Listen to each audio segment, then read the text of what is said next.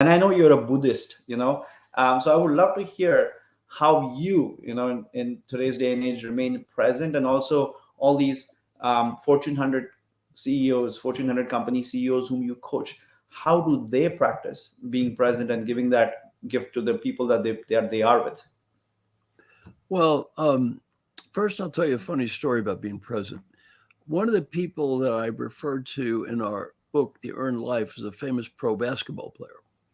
And he was a member of our little group of 60 people that we met over COVID every week. And I spent 600 hours with my friend Mark Thompson and I with these 60 people. And our work led to the book, The Earned Life. So Mm-hmm. he's a great fellow, pro basketball player. And he wanted to go to the Olympics and represent his country. This would be the fifth trip to the Olympics, right? Uh-huh.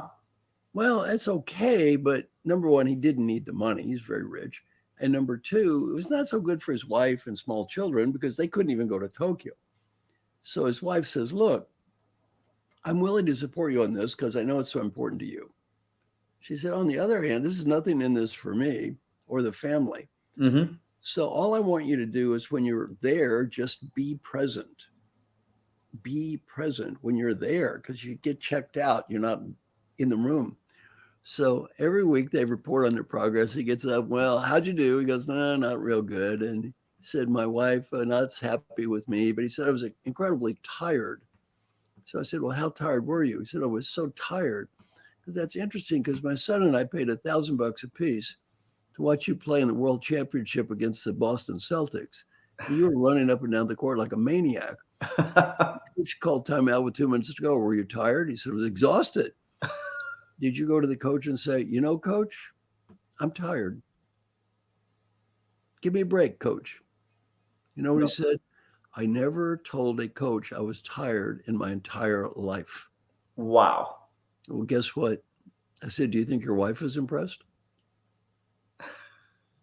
So you see, this idea of being present can be difficult at work. It's actually often more difficult at home. One of the things I do is often interview the family of people that I coach. And one of the most common comments from children is about the father or mother using the cell phone in front of the kids. It's a terrible thing. It's a terrible thing because the kid learns, well, I'm not that important.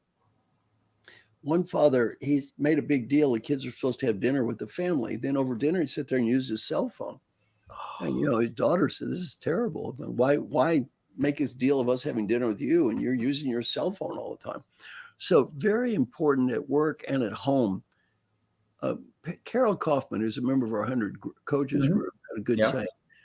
And it's a good way to improve your level of presence. Mm-hmm. Carry a card around that has one question. Am I being the person that I want to be right now? Wow. Am I being the person that I want to be right now? Mm-hmm. When you're at home, am I being the father, husband, friend I want to be? When you're at work, am I the manager, the leader I want to be? Am I being that person right now? Because being present doesn't mean you know a theory.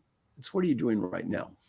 Right now, am I being the person right now? Am I being the person I plan to be right now? Yes. Mm-hmm. That's really setting a very powerful intention.